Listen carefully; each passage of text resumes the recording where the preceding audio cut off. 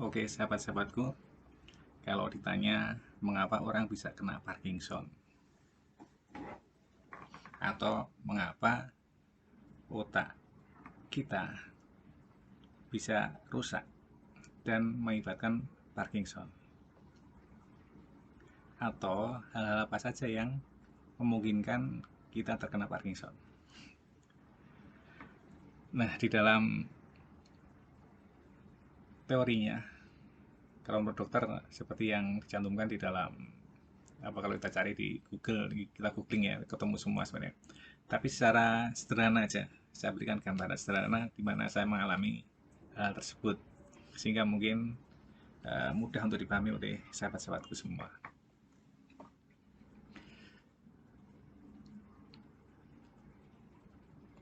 Yang pertama, mengapa kita bisa kena Parkinson?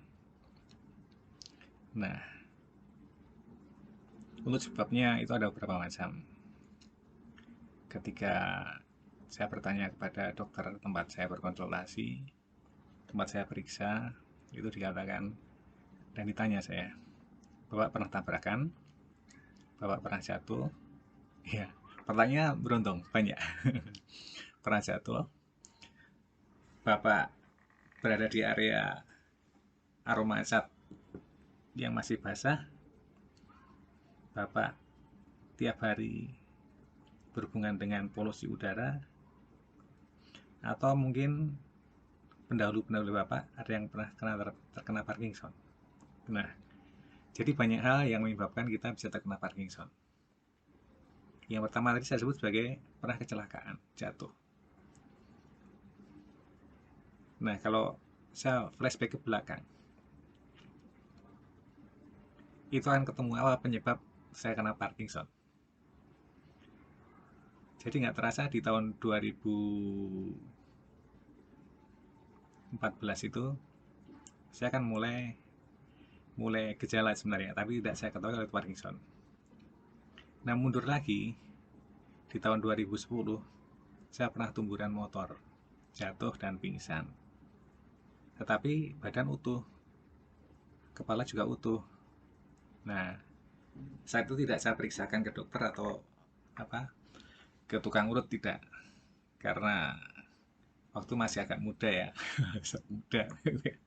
Masih agak muda, sehingga begitu sadar dari tumburan itu bisa berdiri, motor bisa bunyi, jalan tetap ngantor. Itu luar biasa, masih punya adrenalin. Pulang juga biasa, tapi hari berikutnya, pagi berikutnya nggak bisa bangun. Orang-orang Jawa bilang, mengatakan rengeng-rengeng, badannya rengeng-rengeng, untuk gerak itu sakit. Nah, baru terasa. Tapi nggak ada tanda-tanda bahwa waktu itu cedera di otak. Nah, jadi kalau mundur 2014 ke mundur ke 2010, 4 tahun. 4 tahun. Jadi dimungkinkan saya terkena Parkinson, satu jawabnya adalah karena pernah jatuh. Dan dipicu lagi setelah gejala-gejala Parkinson muncul, saya juga pernah jatuh 3 kali dari motor di trotoar, dan waktu pulang dari kantor 2 kali juga. Saya sehari itu di daerah Joglo sana dan Permata Hijau 2 kali. Semakin memicu bahwa, dan semakin yakin kalau penyebabnya adalah itu. Tapi ada pertanyaan yang kedua tadi, selain tabrakan, apakah saya berada di area yang berbau cat, insektisida dan sebagainya selama waktu dan waktu yang lama, sementara lama, berarti lama gitu. Nah, kalau ditanya seperti itu, ketika kita proses renovasi rumah, kemudian berada di tempat kerja, itu sering mencium aroma cat, dan juga bahkan insektisida itu juga bukan yang asing lagi, termasuk baygon dan sebagainya. Itu, maaf menyebut nama merek, racun serangga, racun nyamuk ya, itu juga termasuk pemicunya. Berarti yang kedua juga masuk, kemungkinan saya juga kena itu.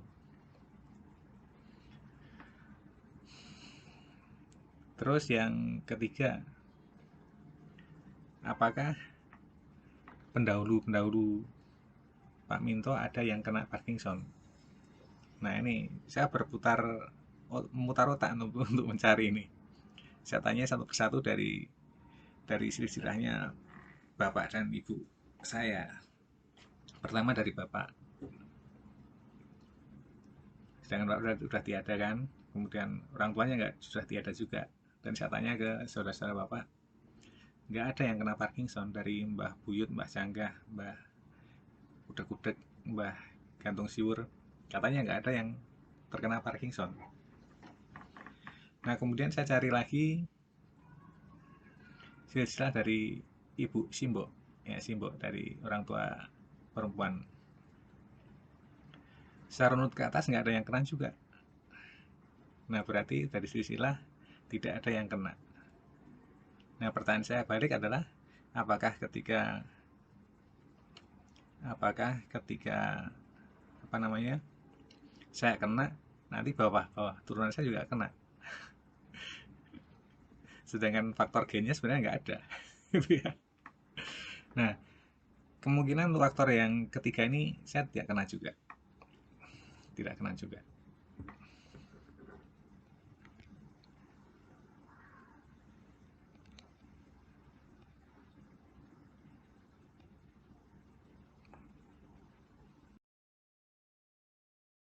Jadi sudah 3 faktor, 2 diantaranya saya kena, yang ketiga bukan, karena dari keturunan, dari silsilahnya tidak ada yang kena Parkinson.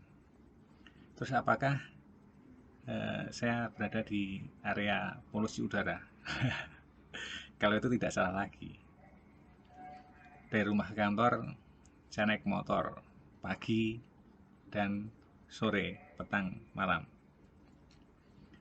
Kita bersama mengetahui bahwa di Jakarta itu udaranya udah nggak bagus. Nah kemungkinan dari yang keempat ini saya juga kena, karena pakai masker pun juga tidak selalu pakai helm tertutup, tapi udara termasuk lewat celah-celah helm. Nah kemungkinan yang keempat ini bisa kena juga saya.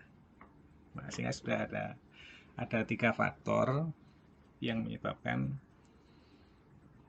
saya terkena Parkinson itu. Kemudian yang kelima yang tadi belum saya sebut adalah berkaitan dengan pressure pekerjaan yang cukup menguras, memeras, dan overload kapasitas otak kita. Nah, biasanya kita yang kecanduan kerja itu kerja tidak kenal waktu, lembur dan sebagainya, dan juga jangka waktu yang lama, tidak terasa itu sebenarnya menguras energi otak kita. Itu jadi pemicu juga, sehingga dari 5 item 4 diantaranya saya sudah kena. Ya, mungkin sahabat-sahabatku juga mengalami hal serupa itu. Kita sama-sama pekerja penerima upah ya, yang kita diperintah oleh bos kita, oleh atasan kita. Nah itu mengapa terjadi seperti itu. Nah dampaknya apa ketika terjadi pressure, terjadi kondisi yang di antara kelima hal itu, misalnya salah satu atau dua yang kita alami, itu akan terjadi apa? Di otak kita mengalami kerusakan, mungkin pengkerutan kapasitas otak, atau yang kedua yang lebih parah lagi adalah keringnya dopamin. Nah, selain dopamin itu adalah sejenis sel yang ada di otak yang memperlancar koordinasi otak sensor motoriknya.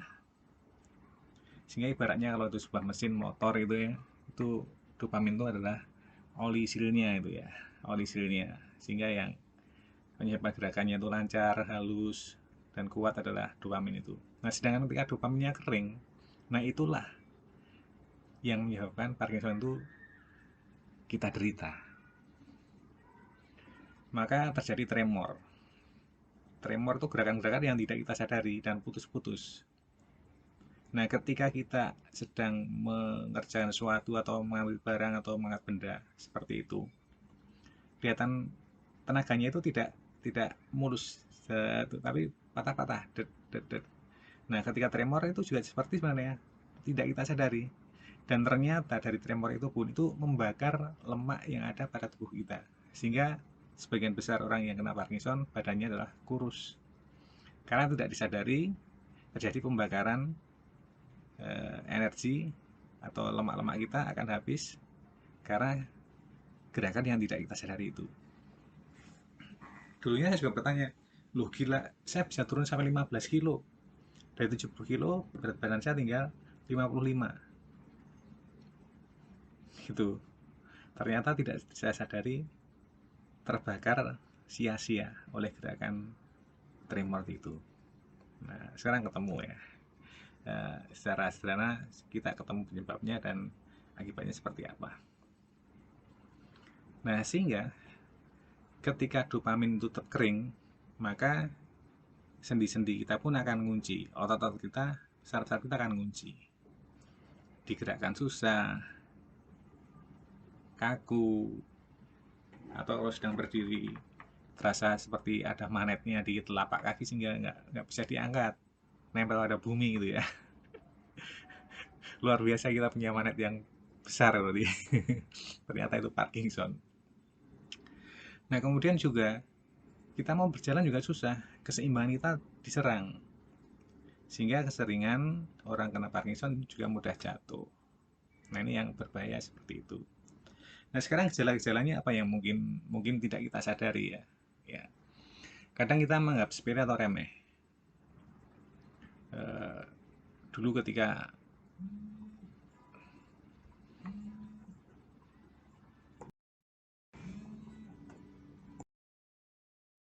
Nah, jadi penyebabnya tadi contoh yang saya alami adalah seperti itu ya. Ada beberapa penyebab yang bisa kita analisa sendiri ya. Kira-kira apa yang menyebabkan itu ya.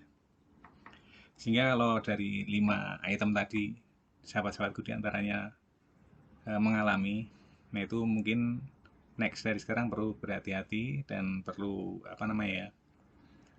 tidak menganggap remeh gejala-gejala yang muncul. Siapa tahu itu memang menyebabkan Parkinson. Tapi mudah-mudahan tidak, dengan pola kehidupan sahabat-sahabatku yang baik, pola hidup yang seimbang, sehat, mudah-mudahan tidak ada yang kena Parkinson.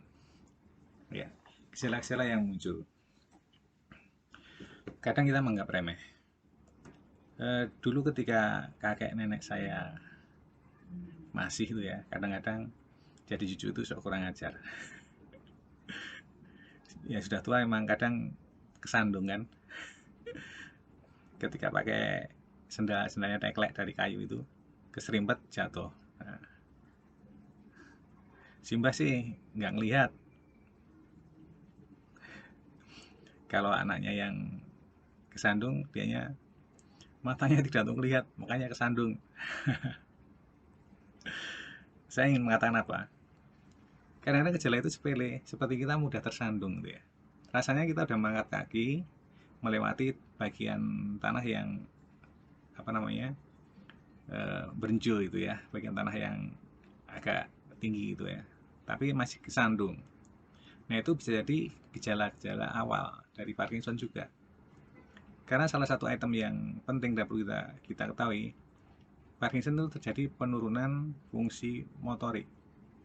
Nah, jadi fungsi motorik kita itu terjadi penurunan. Yang dulunya kita kerja cekatan, cepat, ya cepat. Ya, saya yakin diantara kita semua pengen kerja itu cepat, cak-cak gitu ya. Terus saya bilang cak-cak. Tapi melambat. Yang seharusnya bisa melangkah cepat, langkahnya juga menjadi pendek-pendek dan lambat. Yang tadinya bisa membungkus kado dengan cepat, ternyata untuk melipat kertasnya menjadi lambat. Nah, itu terjadi. Dan juga terjadi penurunan tenaga. Yang tadinya ngangkat galon untuk menaikkan ke dispenser itu kuat, menjadi tidak kuat. Nah, itu juga gejala-gejala yang perlu kita waspadai. Kemudian yang lain, kalau kita yang sering nulis dengan tulisan tangan, tulisan kita semakin lama semakin jelek. Dalam arti, dalam satu kalimat tuh ya, kata pertama sampai kelima itu masih jelas, tapi semakin lama semakin kecil dan tidak terbaca. Itu juga gejala-gejala awalnya seperti itu. Maka dalam recovery-nya, latihan-latihan yang dilakukan termasuk latihan menulis. Nah, gerakan-gerakan yang lembut. Yang diserang gerakan yang lembut, bukan yang kasar. Sehingga seorang yang kena Parkinson ketika gerakan lembutnya udah beres, bisa nulis, bisa memilah kertas tipis-tipis, ya, untuk ngambil kertas mudah. Kalau menghitung uang masih mudah ya. Memindahkan kertas itu bisa, mengambil rambut yang jatuh di lantai itu juga bisa. Itu perlu gerakan halus itu, nggak mudah ternyata. Itu Anda terbebas dari Parkinson. Tetapi kita mengalami kesulitan, curigailah bahwa ada gejala-gejala yang mungkin timbul yang berakibat menjadi Parkinson. Nah, sepele kan. Kemudian self-help terkait dengan aktivitas untuk diri kita sendiri. Sekarang dari yang sederhana, makan dan minum. Menyendok susah, mengangkat sendok bergetar. Kalau makan mie sampai di mulut, sendoknya mie-nya habis jatuh semua, tumas semua. Itu mungkin gejala-gejala Parkinson juga. Perlu kita curigai dan sejak ini harus kita coba konsultasi ke dokter. Minum, pakai gelas yang bulat gitu biasanya bisa ngambil, tapi ternyata nggak bisa, harus pakai cangkir yang ada gagangnya. Nah, itu kemungkinan juga tanda-tanda Parkinson, yaitu terjadi penurunan fungsi motorik dan penurunan tenaga. Yang lain misalnya mandi untuk gosok gigi, yang biasanya tangan bisa untuk menggerakkan sikat gigi, tapi alhasil tidak kuat gosok, akhirnya yang gerak adalah kepalanya, geleng. Itu mungkin gejala Parkinson juga. Banyak kan, semakin banyak. Jadi kita mesti hati-hati. Dulu saya nggak ngerti, tapi ternyata itu gejala saya flashback belakang, wah banyak sekali yang ternyata itu. Kemudian juga memakai baju dalam hal ini dari bawah dulu ya, dari celana dalam dan celana luar, celana dan celana panjang. Nah, pakai celana dalam aja nggak bisa kalau itu sudah kena Parkinson, karena narik atau menaikkan celana itu ke atas, kita pegang bannya itu ya, kita urut, nggak bisa, nggak kuat, nggak ada tenaga. Sehingga jujur saya, selama terkena Parkinson saya tidak pernah pakai CD, karena mengenakan pakaian luar aja susah, apalagi dengan CD. Nah itu. Kemudian apalagi celana yang ada ridge fittingnya, ada kancingnya, nggak bakalan bisa seorang Parkinsonis yang terserang Parkinson, nggak bisa, karena nggak ada kekuatan. Nah, untuk megang kancingnya aja bergerak, bagaimana bisa masuk ke lubangnya? Nah itu. Kemudian t-shirt, kaos. Nah itu baik memakai atau melepas mengalami kesulitan, biasanya mandek di pundak, karena pergerakan tangan untuk leluasa ke atas itu nggak akan bisa, hanya sampai sebatas rata-rata air, itu pun berat. Sehingga seorang yang Parkinson mengenakan kaos dan membuka kaos sambil duduk, karena kalau sambil berdiri risiko jatuhnya itu besar sekali. Nah itu. Kemudian baju. Nah,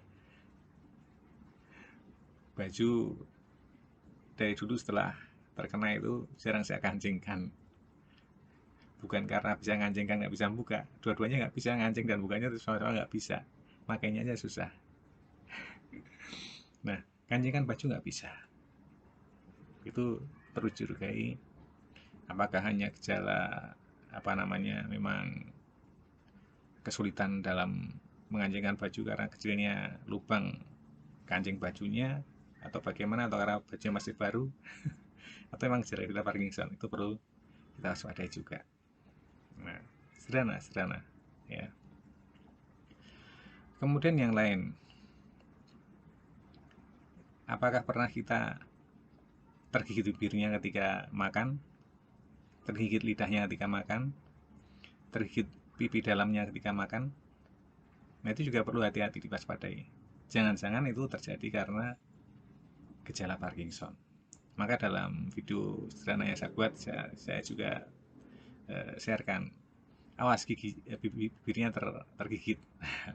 Itu kasus pengalaman yang saya lalui, sering terjadi tergigit bibir, lidah, dan pipi dalam, gitu ya. Itu sederhana juga, tapi harus kita waspadai.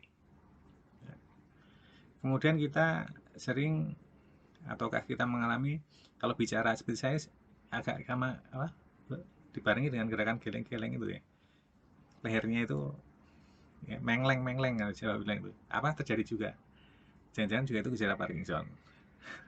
Tolong sahabat-sahabatku, itu tolong juga untuk diperhatikan, sepele. Nah, kemudian yang lain, ketika mengendarai sepeda ontel ataupun sepeda motor, kita merasa berat sebelah, entah ke kiri atau ke kanan, nggak imbang. Nah, ketidakseimbangan inilah ini juga pengaruh dari Parkinson. Ya, sehingga dampaknya ketika naik motor pun megang stang gas tidak akan bisa stabil, karena bergetar terus, dia sudah tremor. Maka disarankan yang Parkinson jangan naik sepeda motor. Kalau saya nekat, sama dokter kata nekat, kan ditanya, "Duh, Bapak dari rumah kantor naik apa?" "Naik motor, dokter." "Masih bisa?"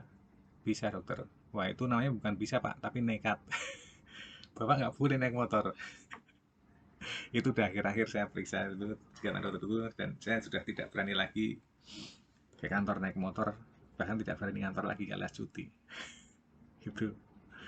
Sepeda ontel ya demikian, ketika kita mengayuhnya itu juga merasakan kiri dan kanan tidak imbang, itu dimungkinkan juga gejala. Nah, itu ternyata banyak, saudara-saudaraku, banyak.